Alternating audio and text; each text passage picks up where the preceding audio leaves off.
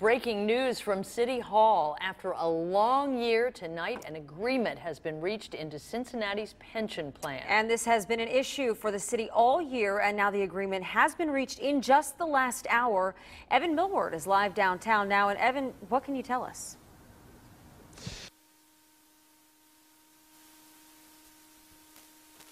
Came to an end a little bit less than 45 minutes ago here downtown. I'm joined now live by Mayor Cranley. This was an 11th hour deal. Why was this so important to get done before we got into 2015? Well, we would have been back in court, and this threat of this pension crisis, which other cities have seen take them into bankruptcy, would have loomed over our heads. We had to get this off the decks.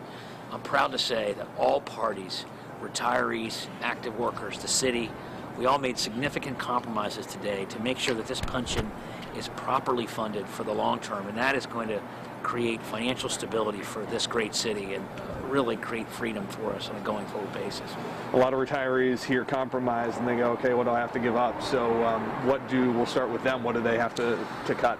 They are going to go 3 years without any increase to their cost of living. They're also going to take a change in the formula by which they get their cost of living, change from a compound to a simple interest, which they were major concessions for them, and it was not easy for them to give that up. A compromise also means the city has to give something up as well. What's going to be the hit to the city?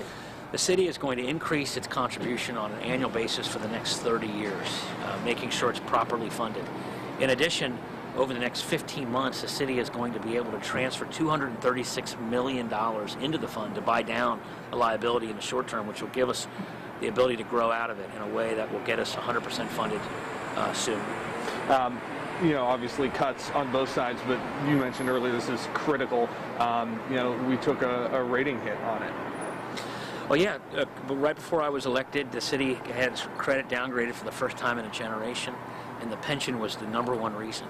I've said all year that the #1 threat to our city is the pension, and we have removed that threat today. The city is no longer under the threat of the pension crisis. We have a deal that works. It's been independently verified by an actuary that it will be a solid plan that will be balanced and will secure the pension and the city's financial ability for the next 30 years. A lot of the residents who maybe aren't retirees want to know where that money is going to come from here over 30 years. Is there any plan for that yet? Well, we will balance our budget structurally, but, you know, candidly, the cost of not solving this pension crisis would have caused far greater losses to city services. So we will have to find additional dollars in the city budget, but it's manageable, and we'll do it, and we will not sacrifice basic services. And candidly, had we not gotten a deal, we would have been much worse off. Real quickly, we're almost out of time. What is the next step here for the city? The next step is the lawyers are working out all the fine details, and, you know, probably early next week we'll have officially entered into federal and Judge Barrett. And Judge Barrett was really the hero of the story, and get it entered in as a consent decree that all parties have agreed to.